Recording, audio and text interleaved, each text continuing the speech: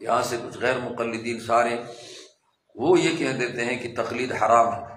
اس کی وجہ یہ ہے کہ ان مشرکوں نے اپنے باپ دادوں کی تقلید کی اور اللہ تبارک و تعالیٰ نے ان کی تقلید کی زبردست تردید کر دی۔ ایتبعونہم ولو کان آباؤہم لا یعقلون شیئا ولا یہتدون، اگرچہ ان کے باپ دادے نہ عقل سے کام لیتے ہیں اور نہ رائے شریعت ان کے پاس ہے، تو تقلید منع ہو گئی نا۔ یہ اہل حدیث کہتے ہیں ائمہ اربعہ کی تقلید منع۔ اس سے استدلال کرتے ہیں کہ یہ تو مشرک کرتے تھے، لیکن ان کی یہ بات سراسر غلط ہے۔ سراسر غلط اس لیے ہے کہ یہاں دو لفظ آئے ہیں، ایک تو آبا کے ساتھ صفت لگی لا یعقلون، دوسری صفت لگی لا یہتدون۔ اب آبا لا یعقلون ہے، لا یہتدون ہے، تو ان کی تقلید حرام ہے۔ نہیں سمجھے؟ ان مشرکوں کے باپ دادے لا یعقلون ہے، لا یہتدون ہے، تو ان کی تقلید حرام ہے۔ لیکن ہم جن کی تقلید کرتے ہیں وہ تو یعقلون اور یہتدون ہے۔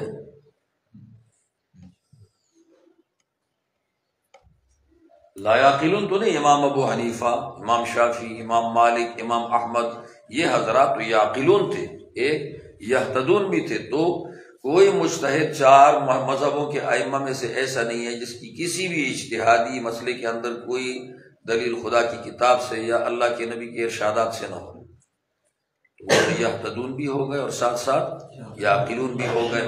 تو پھر اس سے پتہ چلا کہ اہل حدیث لا یعقلون ہے۔ تو وہ اس باریک نکتے کو جان نہ سکے تو اہل حدیث خود کیا ہو گئے؟ لا یعقلون ہو گئے۔ سمجھ نہیں ہے؟ ہمارے بڑے کیا تھے؟ یعقلون یہتدون۔ اسی لیے کتابوں میں لکھا ہے المجتہد اسیر دلیلہ، کوئی بھی مجتہد ہے وہ اپنی دلیل کا قیدی ہے۔ وہ دلیل اس کے پاس قرآن مجید کی آیت ہوگی، اس کا اشارہ، یا حدیث ہوگی اس کا اشارہ ہوگا، یہ اس کا قیدی ہے۔ جب اس کو قرآن اور حدیث نے قید کر دیا ہے، اب یہ یعقلون اور یہتدون میں شمار ہو گیا۔ اب ان کو جو مشرک مانے وہ لا یعقلون ولا یہتدون میں شمار ہیں اہل حدیث۔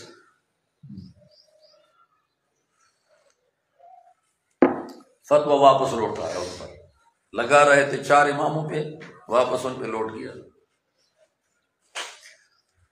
اچھا، باقی یہ اجتہاد اور تقلید کیا چیز ہے؟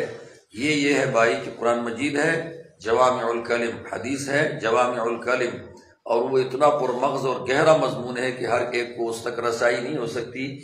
ایک آدمی صبح شام قرآن مجید میں ہی لگا ہے اور اس میں غور فکر کرتا ہے، اور دوسرا آدمی صبح شام اپنے کاروبار میں لگا ہے اور اس میں غور فکر کرتا ہے۔ یہ کاروبار والا قرآن مجید کی گہرائی کیسے جانے؟ یہ جان سکتا ہے؟ یہ سائنسدان جان سکتا ہے؟ یہ زمیندار جان سکتا ہے؟ یہ پلاٹے والا جان سکتا ہے؟ یہ کھیلنے والے جان سکتے ہیں؟ یہ ہاکی کرکٹ والے جان سکتے ہیں؟ یہ بادشاہ جان سکتے ہیں؟ یہ حرام خور جان سکتے ہیں؟ ان کو تو کوئی پتہ نہیں۔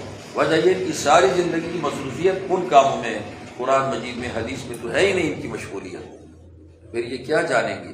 اب وہ بڑے علماء جان لیں گے کہ اللہ تبارک و تعالیٰ اس آیت میں فلانی جگہ یہ اشارہ کرنا چاہتا ہے، یہ حدیث میں نبی علیہ السلام فلانی جگہ یہ اشارہ کرنا چاہتا ہے، اور اس نص کو معلول کر دیا، معلل، علت نکال دی، اور علت نکال دی تو علت کی وجہ سے جہاں جہاں مقیس مل گیا تو مقیس اور مقیس علیہ کے درمیان میں علت مشترکہ تھی، اس علت کی وجہ سے مقیس میں مقیس علیہ کا حکم جاری ہو گیا، مقیس میں مقیس علیہ کا حکم جاری ہو گیا، اور ایسے میں شریعت تام ہو گئی۔ اجتہاد سے شریعت کیا ہو جاتی ہے؟ تام، کہ غیر منصوص کو نصوص کے نیچے لانا۔ ایک نص آیا ہے، اس نص میں عقلی دلیل پیدا ہو گئی اور آپ نے اس کو کیا بنا دیا؟ مقیس علیہ، اس کے اوپر آپ نے 100 مسائل قیاس کر دیے۔